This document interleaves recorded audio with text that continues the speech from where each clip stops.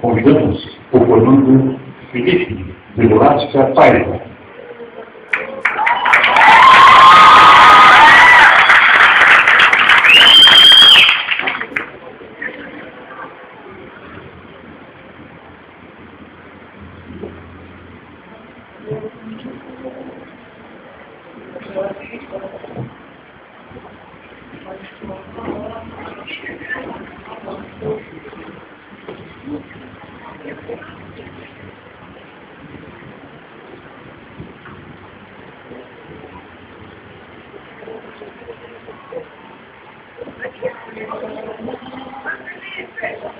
Nós nascemos, crescemos, reproduzimos e morremos.